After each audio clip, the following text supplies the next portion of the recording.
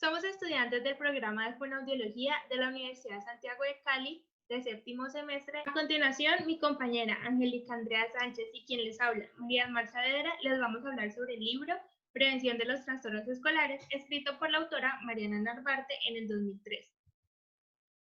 Como prólogo tenemos que este libro trabaja la estimulación temprana del desarrollo integral del niño, con el fin de que se conozcan aspectos en cuanto al lenguaje, la psicomotricidad, la afectividad y la socialización, pero que también es importante tener en cuenta los procesos madurativos, la característica psicoevolutiva y física de cada niño, teniendo en cuenta la diversidad. Como índice tenemos primero la prevención de los trastornos escolares, segundo el desarrollo madurativo y el aprendizaje, tercero las funciones motoras, cuarto, el lenguaje, quinto, la vista, sexto, desarrollo emocional y desarrollo social, séptimo, funciones intelecto-cognitivas, octavo, la familia, noveno, proyectos de prevención y de recuperación, décimo, estructura del sistema educativo, décimo primero, actividades para niños de 3, 4 y 5 años, y por último encontraremos la referencia bibliográfica. Prevención de los trastornos escolares. La autora plantea que desde el nacimiento hasta los 10, 12 años de edad es cuando el cerebro presenta mayor plasticidad neuronal. Es decir, que la conducta y las aptitudes están en el mayor umbral de adquisición. Pero también es importante la estimulación del medio, ya que esta va a aumentar esa plasticidad y esa susceptibilidad. Tenemos el desarrollo integral del niño. Y hay unas áreas específicas que necesitan mayor estimulación. Esas áreas son la afectividad, la nutrición, la salud, el desarrollo cognitivo y el desarrollo social. Teniendo en cuenta el esquema anterior, podemos decir que el desarrollo del niño se va a dar de forma integral, gradual, continuo y acumulativo. Durante los primeros años, esa estimulación va a apuntar al desarrollo general que se va a dar por medio de la exploración del medio, el descubrimiento de ese contexto y los objetos en el que está rodeado, el conocimiento de la función de esos objetos, la experimentación, es decir, el uso, las funciones, para finalmente llegar a la resolución. La autora plantea que así como hay unas áreas que requieren mayor estimulación, también hay unas áreas del desarrollo que inciden sobre ese proceso de aprendizaje, y estas áreas son las funciones motoras, en las que se ven abarcadas la motricidad fina y la motricidad gruesa, el lenguaje desde sus componentes, es decir, pragmática, semántica, morfología, fonología y sintaxis, el desarrollo emocional, teniendo en cuenta el dispositivo básico de aprendizaje, la motivación, las funciones intelecto-cognitivas, que se pueden abarcar desde la teoría de Piaget, y la función social. Pero también hay unas funciones sensoriales que son indispensables, y la autora plantea 4 sentidos que son muy importantes, como lo son la vista, la audición, el tacto y el olfato.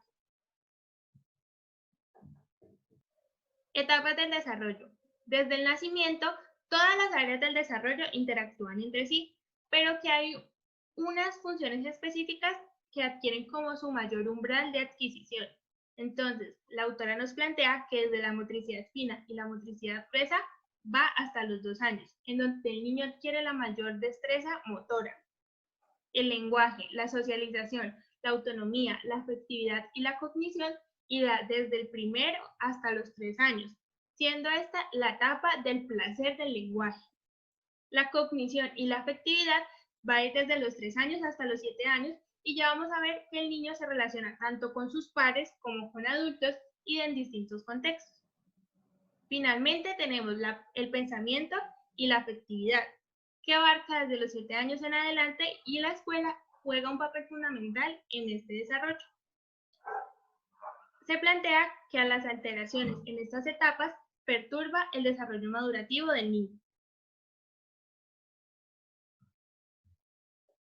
Perfil del niño con trastornos del desarrollo. La autora plantea que es un perfil muy variado debido a la diversidad de los niños, pero que podemos encontrar conductas como la torpeza motora, fallas en la integración con pares, alteraciones que comprometen el lenguaje expresivo y el lenguaje comprensivo, dificultad en la comprensión y ejecución de consignas, trastornos de conducta y falta de interés en la escuela. Estimulación directa de las funciones durante la escolaridad. Se puede trabajar desde dos áreas, la prevención y la recuperación. Cuando se trabaja desde la prevención, se trabaja con un equipo interdisciplinar, es decir, la psicóloga, la fonoaudióloga, el docente y la familia. Y la recuperación se va a trabajar individual, con apoyo de la familia, o también se puede trabajar en pequeños grupos dentro de la escuela y con un plan de trabajo especial. Esto se trabajará en el desarrollo de las clases como matemáticas, educación física y literatura. Vamos a tener en cuenta tanto en la prevención como en la recuperación. Es importante que luego de esa observación y de esa descripción de las características de ese niño o de ese grupo en general, nos planteemos unos objetivos para llevar a cabo un plan de trabajo que se le debe presentar al equipo multidisciplinar para que lo trabajemos en conjunto, es decir, articulados a lograr las mismas metas. Un apoyo ante la mínima dificultad que podamos presentar, contemplar el medio socioeconómico de esa familia y es importante una evaluación constante de este plan. Vamos a empezar con las áreas que requieren mayor estimulación, pero también son áreas que se pueden trabajar desde la rehabilitación. En primera instancia tenemos las funciones motoras. Esquema corporal. El esquema corporal es la noción en el que el sujeto va a crear la imagen de su propio cuerpo y esta se va a ir integrando progresivamente. El desarrollo gradual y la adquisición de esta conciencia corporal le va a permitir al niño adquirir nuevas habilidades de movimiento y de destreza. Por lo tanto, es importante el desarrollo motor, tónico en el que hacemos referencia a la tonicidad muscular, perceptivos y sensoriales y afectivos. Ritmo. Permite la estructuración temporal. La autora nos plantea 3 tipos de ritmo que cuando se fusionan nos van a garantizar la armonía de los movimientos y las actividades.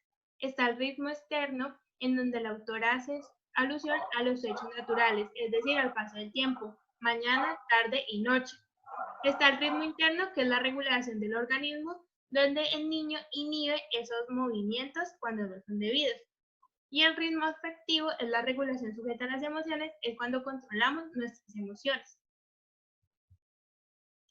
La coordinación visomotora es la coordinación de movimientos de la vista con movimientos del cuerpo y son los primeros esbozos del pensamiento.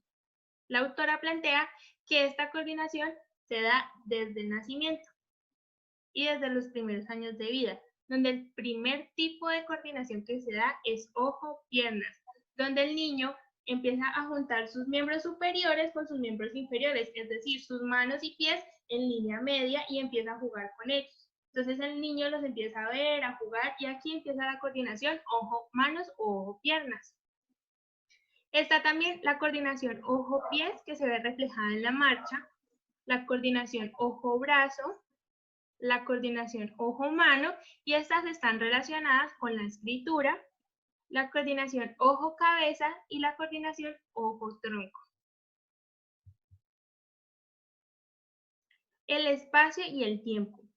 El espacio y el tiempo son nociones que no son innatas, se van construyendo y la una depende de la otra. Es decir, que a mayor concepto de espacio va a haber mayor desarrollo psicomotor y mayor cantidad de vínculos. Es decir, que a medida que el niño crece, el espacio también va a crecer y esto aumenta el vínculo con el contexto. Ahora vamos con lenguaje. El lenguaje como comunicación. En la comunicación se identifican el rol de locutor y receptor. El locutor es la persona que transmite el mensaje y el receptor es la persona que lo recibe.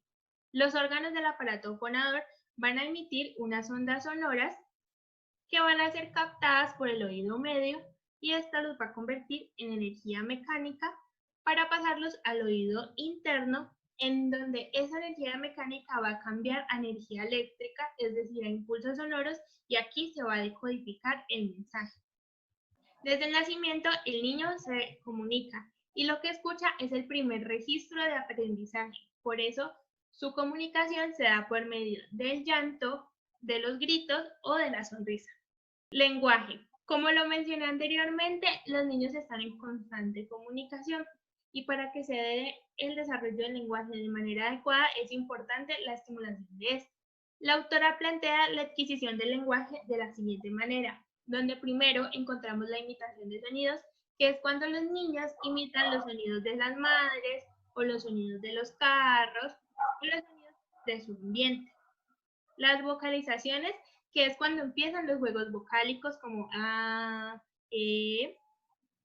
las sílabas, que empieza ma, pa o va. Las pseudopalabras, que son palabras que no tienen significado, por lo tanto son palabras que el niño inventa, para finalmente llegar a las palabras. Están las palabras frases, en donde el niño intenta realizar la emisión de una oración o de una frase, pero omite algunas palabras. Después de esto se van a dar las frases como tal, los adjetivos y ya el uso de los sustantivos y verbos. Venía mencionando anteriormente, y como lo han mencionado muchos de nuestros autores, incluyendo la autora de este libro, el lenguaje se da por medio de un proceso de adquisición y a medida que pasan las edades de cada niño.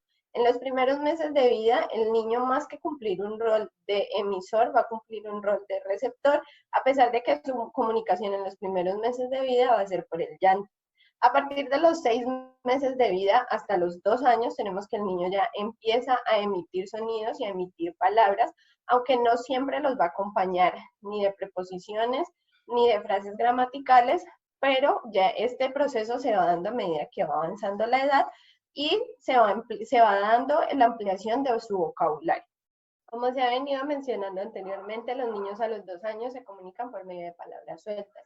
Y a medida que va avanzando la edad, esas palabras sueltas se van acompañando de frases que esto es a los 3 años. Para que entre los 3 y los 4 años los niños ya logren entablar una conversación, ya sea con sus pares o con otras personas. Tenemos que en el lenguaje se presentan dos tipos de alteraciones. Puede ser el lenguaje expresivo o el lenguaje comprensivo.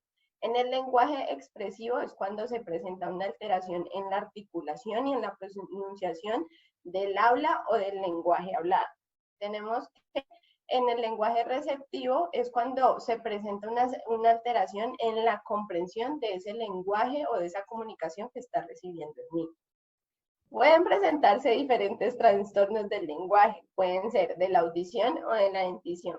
Algunas de estas alteraciones que se presentan, como se menciona, pueden ser anatómicas o funcionales y pueden afectar en el proceso de la adquisición del lenguaje de diferentes formas.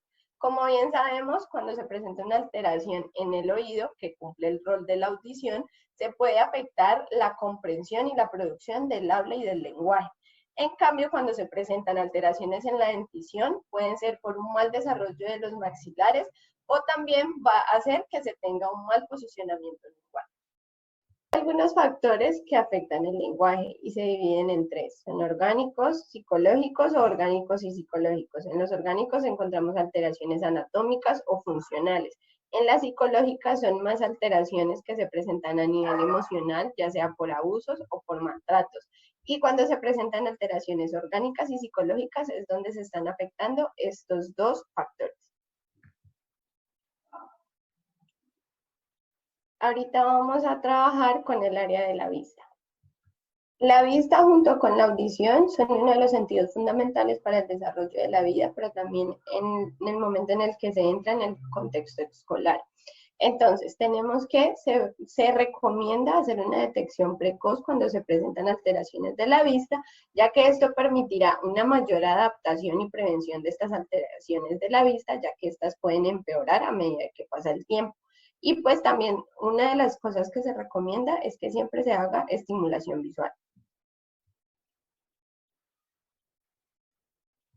Se recomienda realizar 3 exámenes visuales y estos son: en el primer examen se evalúa la fijación, el seguimiento y el movimiento ocular. En el segundo examen se evalúa la fijación, el seguimiento, el fondo del ojo y la refracción. En el tercer y último examen se evalúan todos los elementos mencionados anteriormente, además de la agudeza visual. Ahorita vamos a hablar del área socioemocional. Un niño tiene como objetivo la búsqueda de la afectividad. ¿Por qué? Porque estas primeras experiencias van a servir para el proceso del desarrollo del niño y para que estas primeras experiencias le sirvan para que más adelante pueda entablar relaciones interpersonales en su entorno escolar como en diferentes entornos. La autora plantea que se deben tener diferentes elementos en cuenta para que haya un buen desarrollo socioemocional. Y estos elementos son el afecto, el cariño, la protección, pero esta protección no debe sobrepasar los límites debido a que se vuelve una sobreprotección y también va a llevar a una alteración del lenguaje. Se debe tener también en cuenta los límites, la independencia y sobre todo el respeto por sí mismo y por las demás personas. Ahorita vamos a hablar sobre el área de las funciones intelecto-cognitivas. Piaget plantea que el aprendizaje se da mediante 4 ejes. El primero de ellos, que es la permanencia del objeto, que es donde el niño explora y aprende con ese objeto en su presencia. Como se mencionó anteriormente, está la estructuración del tiempo y el espacio, que es donde estos van en conjunto y ayudan a esa exploración y a ese aprendizaje que se está dando con ese elemento que se encuentra en el contexto de ese niño. Y la causalidad, que es cuando se da ese aprendizaje que se adquirió, se puede poner en práctica. Por tanto, se plantea que la exploración permite el aprendizaje. En el desarrollo cognitivo se plantea desde 3 elementos. El primero, que es a los 2 años, donde el niño tiene un pensamiento egocéntrico debido a que en este momento el niño piensa que todo es perteneciente de él y solo se piensa en el yo. Y también el aprendizaje que se da por medio de las experiencias. De los 2 a los 4 años ya se empieza a dar un desarrollo cognitivo donde se empieza a tener una mayor memoria, los niños empiezan a tener mayor atención y a presentar solución de problemas en cuanto a las actividades o a los contextos que se les presentan. De los 4 a los 7 años tenemos que cuando los niños ya ingresan al contexto escolar se empieza a dar el razonamiento inductivo y razonamiento lógico. Ahora seguimos con el área de la familia. El área de la familia es uno de los pilares más importantes que se presentan alrededor del niño junto con la escuela. ¿Por qué? Porque la familia es quienes nos van a permitir colaborar y comprender, además de establecer esa tarea preventiva y de recuperación que se va a entablar cuando los niños presentan alteraciones del lenguaje o del aprendizaje.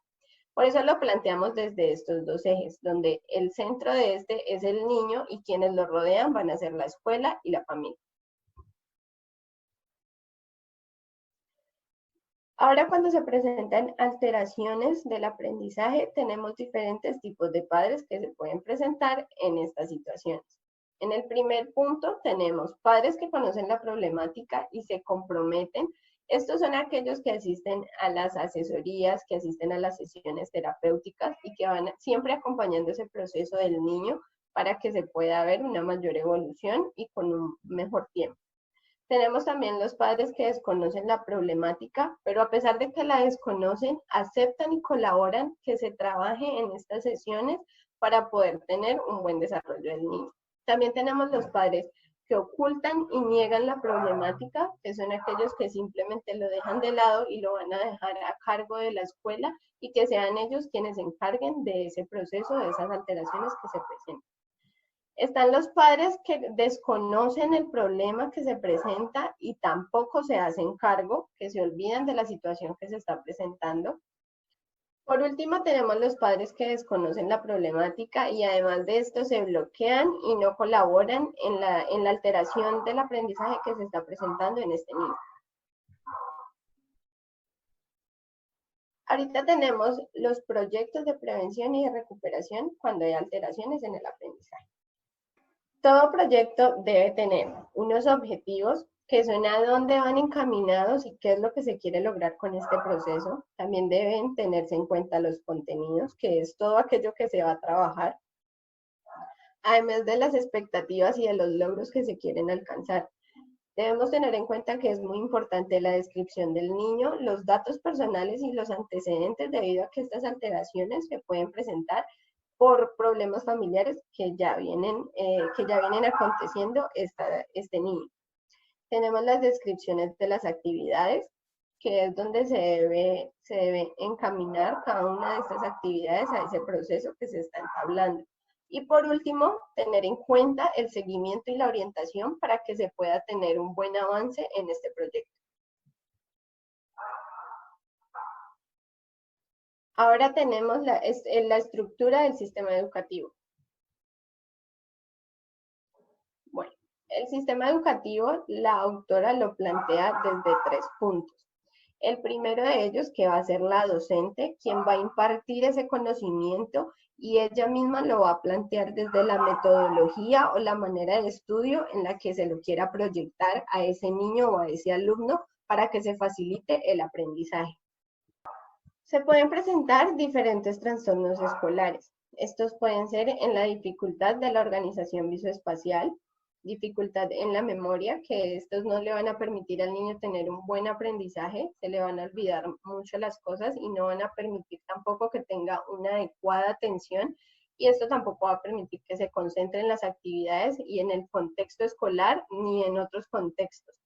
Tenemos también que se pueden presentar dificultades en la lectoescritura, dificultades en las matemáticas, en la organización y en la planificación.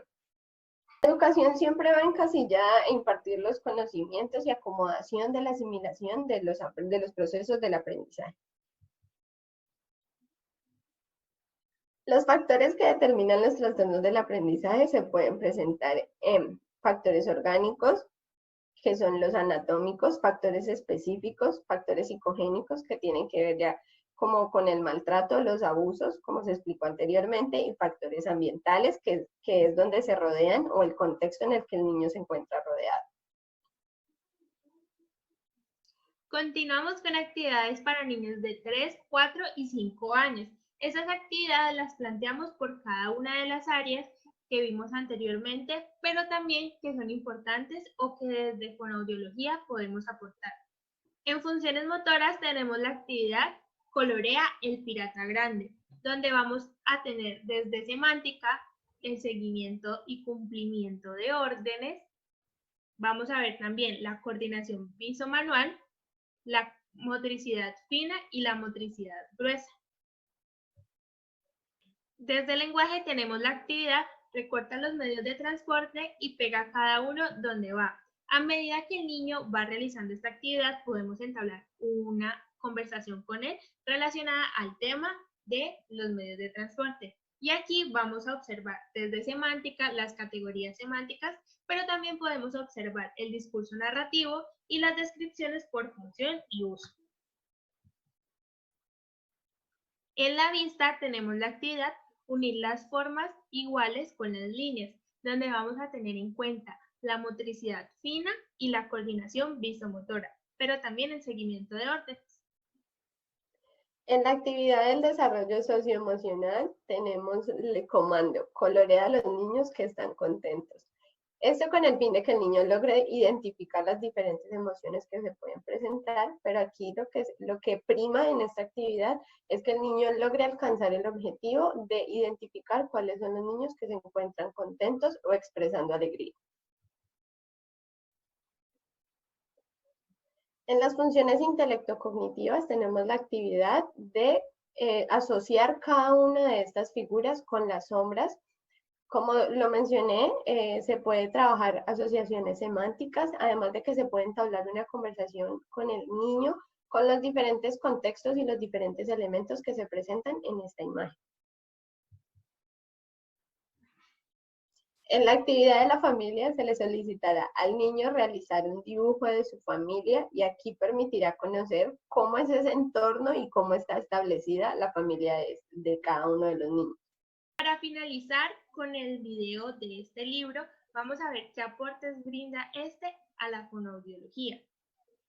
Este libro aporta signos de alarma para la identificación de los trastornos escolares y cómo se puede trabajar la prevención, la estimulación y la recuperación desde las distintas áreas del desarrollo. Y lo importante desde nuestro quehacer fonoaudiológico, que es la comunicación y el lenguaje. Este libro no solo nos brinda la teoría, sino que también nos brinda unos aportes prácticos que van a tener influencia en el área educativa y que nos van a servir en nuestras sesiones de intervención.